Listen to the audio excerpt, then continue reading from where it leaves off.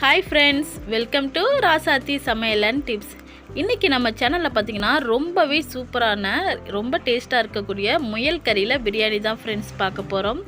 வாங்க எப்படி செய்கிறதுன்னு சொல்லிட்டு பார்க்கலாம். இப்போ நம்ம பிரியாணி செய்கிறதுக்காக நம்ம பார்த்திங்கன்னா ஒரு குக்கர் எடுத்துருக்கோம். குக்கர் ஹீட் ஆனதும் அதில் பார்த்திங்கன்னா பிரியாணிக்கு தேவையான அளவுக்கு எண்ணெய் சேர்த்துருக்கேன். நான் பார்த்திங்கன்னா ஒரு 4 டீஸ்பூன் அளவுக்கு எண்ணெய் எடுத்திருக்கேன். இப்போ இதில் தேவையான எல்லா ஸ்பைசஸுமே சேர்த்துக்கலாம். நான் பார்த்திங்கன்னா பட்டை, கிராம்பு, ஏலக்காய், அடுத்து கடல் பாசி, கொஞ்சமாக சோம்பு, பிரியாணி இலை எல்லாத்தையும் சேர்த்துட்டேன். நல்லா பொரிஞ்சதுமே பார்த்திங்கன்னா இதில் மீடியம் சைஸ் 2 வெங்காயத்தை நான் நறுக்கி சேர்த்துருக்கேன். இப்போது வெங்காயம் நல்லா கலர் மாறட்டும். வெங்காயம் நல்லா வதங்கி வந்ததும் அதில் பார்த்திங்கன்னா நான் ஒரு 2 பச்சை மிளகாய் கீரி சேர்த்துருக்கேன். அது கூடயே ஒரு 3 தக்காளி பழமும் நறுக்கி சேர்த்துக்கலாம்.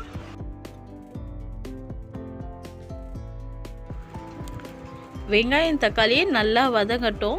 இப்போ பார்த்திங்கன்னா நான் வெங்காயம் தக்காளி வதங்கிறதுக்காக கொஞ்சமாக உப்பு சேர்த்துக்கிறேன். எப்பயுமே பார்த்திங்கன்னா நம்ம உப்பு கொஞ்சம் சேர்த்தோன்னு பார்த்திங்கன்னா நமக்கு சட்டுன்னு வெங்காயம் தக்காளி நல்லா வதங்கி வந்துடும். அது கூடயே பார்த்திங்கன்னா கொஞ்சமாக மஞ்சத்தூளும் சேர்த்துருக்கேன். சேர்த்துட்டு இப்போ இதை நம்ம நல்லா வதக்கி விட்டுறலாம்.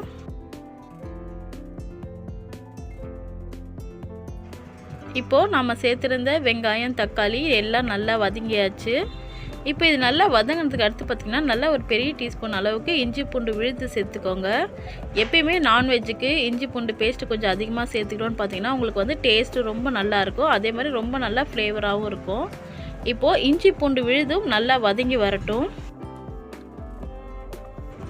இப்போது இஞ்சி பூண்டோட பச்சை வாசனை நல்லா போயாச்சு. இப்போ பார்த்திங்கன்னா நான் ஆல்ரெடி ஒரு 2 விசில் முயல் கறி வேக வச்சு எடுத்திருக்கேன். ஏன்னு பார்த்திங்கன்னா முயல் கறி கொஞ்சம் மட்டன் அளவுக்கு தான் இருக்கும். அதனால் சட்டுன்னு உங்களுக்கு வேகாது. நம்ம அப்படியே டைரெக்டாக கறியோடு சேர்த்துட்டோன்னு பார்த்திங்கன்னா உங்களுக்கு சாப்பாடு வெந்துடும். கறி கொஞ்சம் ரஃப்பாக இருக்கிற மாதிரி இருக்கும். அதனால் ஃபஸ்ட்டு ஒரு 2 விசில் விட்டு எடுத்துக்கோங்க. இப்போது முயல் கறி சேர்த்துட்டு அதையும் நல்லா நம்ம கலந்து விட்டாச்சு. அடுத்ததாக பார்த்திங்கன்னா கொஞ்சமாக தயிர் சேர்த்துக்கோங்க. நம்ம தயிர் சேர்க்கறனால பார்த்திங்கன்னா உங்களுக்கு கறி நல்லா சட்டுன்னு வெந்து வந்துடும். அதே சமயத்தில் நல்லா ஜூஸியாகவும் இருக்கும்.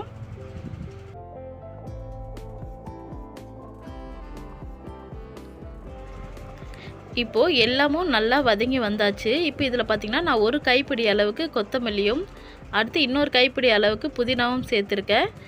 கொத்தமல்லி புதினா சேர்த்துட்டு இதை நல்லா வதக்கி விட்டுருங்க.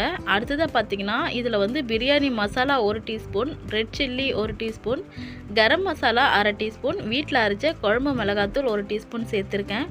உங்களோட காரத்துக்கு தகுந்தது போல் நீங்கள் எல்லா மசாலாவையும் சேர்த்துக்கோங்க.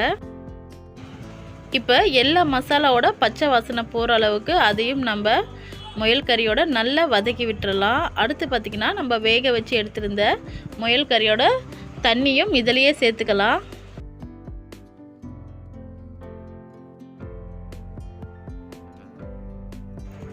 இப்போ பார்த்திங்கன்னா நம்ம சேர்த்துருந்த எல்லா மசாலாவும் அடுத்து பார்த்திங்கன்னா கறியும் நல்ல ஒரு 5 நிமிஷம் வெந்துருச்சு.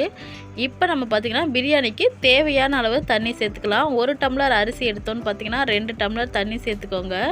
நான் 1.5 டம்ளர் அரிசி எடுத்திருந்தேன். 3 டம்ளர் தண்ணி சேர்த்தாச்சு. இப்போ அதுக்கு மேலே பார்த்திங்கன்னா கொஞ்சமாக ஒரு கைப்பிடி அளவுக்கு புதினா சேர்த்துருக்கேன். மேலே இன்னும் கொஞ்சம் நம்ம புதினா சேர்க்கும்போது பார்த்திங்கன்னா பிரியாணியோட டேஸ்ட் ரொம்பவே நல்லாயிருக்கும். நீங்கள் இந்த சமயத்தில் உங்களுக்கு உப்பு காரம் எப்படி இருக்குன்னு சொல்லிட்டு செக் பண்ணி பார்த்துக்கோங்க. அடுத்து இது நல்ல ஒரு கொதி வந்தது பார்த்திங்கன்னா நம்ம குக்கரை மூடி போட்டு ஒரு 2 விசில் விட்டு எடுத்துக்கலாம்.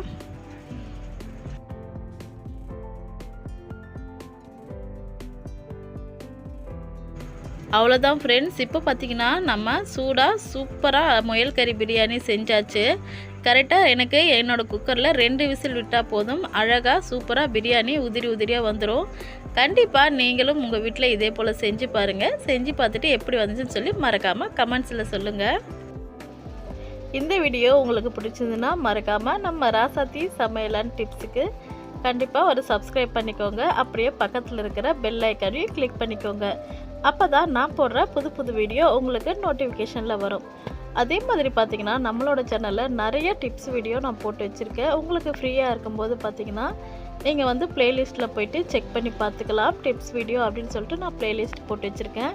கண்டிப்பாக இந்த டிப்ஸ் வீடியோ எல்லாம் உங்களுக்கு ரொம்பவே பயனுள்ளதாக இருக்கும். அதே மாதிரி பார்த்திங்கன்னா நான் நிறைய நான்வெஜ் ரெசிபீஸும் போட்டிருக்கேன். கண்டிப்பாக அதையும் நீங்கள் கொஞ்சம் ஃப்ரீயாக இருக்கும்போது செக் பண்ணி பார்த்துக்கோங்க. ரொம்பவே டிஃப்ரெண்ட்டான நான்வெஜ் ரெசிபிஸ் எல்லாமே நம்ம சேனலில் நான் ஆல்ரெடி அப்லோட் பண்ணி வச்சுருக்கேன். அதையும் ப்ளேலிஸ்ட்டாக போட்டு வச்சுருக்கேன். ஃப்ரீயாக இருக்கும்போது கண்டிப்பாக செக் பண்ணி பாருங்கள். உங்கள் எல்லாருக்குமே ரொம்பவே பயனுள்ளதாக இருக்கும். நான்வெஜ் பிடிக்கும் அப்படின்னா நம்ம சேனலையும் கண்டிப்பாக உங்களுக்கு பிடிக்கும். கண்டிப்பாக ஃப்ரீயாக இருக்கும்போது செக் பண்ணி பாருங்கள். தேங்க்ஸ் ஃபார் வாட்சிங்.